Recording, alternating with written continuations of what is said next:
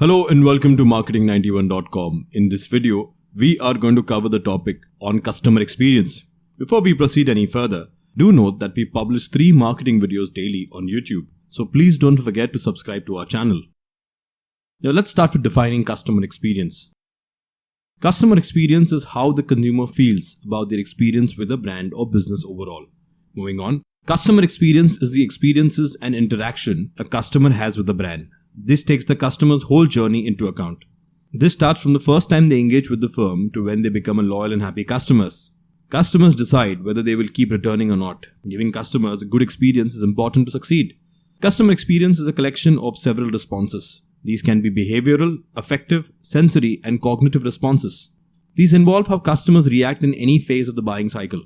This can be in the post-purchase, consumption, or pre-purchase phase. Customer experience is central to CRM or customer relationship management. A consumer who has a good interaction with the firm is more likely to be retained. They are more likely to come back to the firm again. Now moving on to what does customer experience include? These days, consumers can engage with businesses through more avenues. Their experience is more significant than ever before. Some of the avenues include they can go purchase in brick and mortar stores. They can buy through apps on their cell phones. They can use social media to interact with the business. They can chat with employees online or via SMS. They can get their queries solved in support forums. They can interact with creative endeavors from marketing. And lastly, devices that are logged into the Internet of Things can be used for interacting. Now moving on to benefits of delivering a great customer experience. It includes, it makes customers more loyal, it raises their satisfaction levels, and customer experience increases recommendations, positive reviews, and marketing through word of mouth. Now moving on to the causes of bad customer experiences. First, if the customers have to wait for long to receive their goods, they might have a bad experience. When the staff doesn't understand customer needs, this could also lead to a bad customer experience. If queries aren't met or issues dealt with, it damages customer experience. When a process is too automated and lacks human connection, affects customer experience. An impersonalized service can also impact customer experience. And finally, the staff that are rude can also damage customer experience. Moving on to customer experience strategy. The vision for customer experience should be clear. Consumers should be well targeted and understood. Paying attention to consumers should be a priority for business. An emotional bond should be formed with consumers. Moving on, customer feedback should be encouraged. This helps analyze consumers better. A feedback collection system should be in place. Feedback should be understood and acted upon. Tensions while engaging with the customer should be brought down, and consumers' difficulty should be dealt with. And finally, ROI should be calculated by focusing on customer experience. A good customer experience comes from asking your customers questions, listening to their responses, and acting on their feedback. Now moving on to how to measure and analyze customer experience. First, customer effort score. Customer effort score calculates the customer experience involving a service or product. It measures according to how easy or difficult a customer finds in completing a task. Customer effort score are released after a customer engages with the service. The queries can be like, how easily was your issue resolved today? There can be a rating that goes between the range of 1 very difficult to 7 very easy. Next being the famous Net Promoter Score.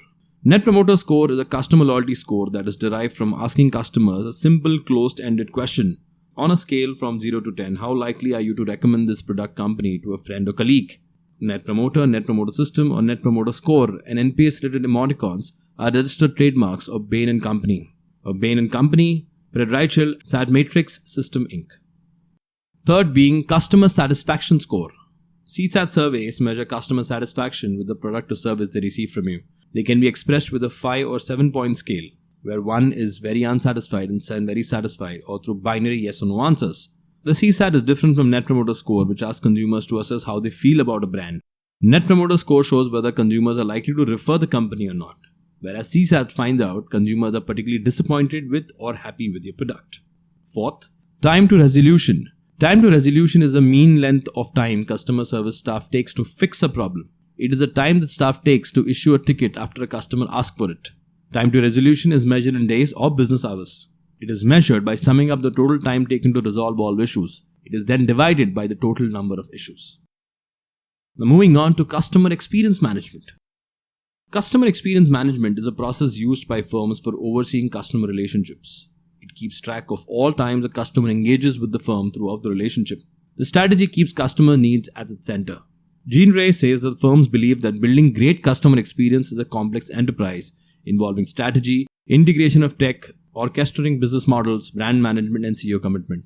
Adam Richardson, who writes a blog for Harvard Business Review, believes that a firm has to define and understand all aspects of the consumer experience. This will lead to success in the long run. Moving on, businesses have to deliver a customer experience that stand out. For that, they have to apply the 3 Ds. That is, designing. It is the right incentive for identifying the right customer. This offer is made in enticing conditions. Second, delivery. It is the firm's ability to deliver the planned experience to the customer. For this, it has to engage with the whole staff for many different functions. And finally, development. This ultimately decides whether a business is successful. It lays stress on getting the execution right more and more consistently. Moving on to a few examples of companies delivering exceptional customer experience, or I would say customer experience examples. First, Coca-Cola in its drinkable advertising campaign, and the other campaign being #ShareACoke.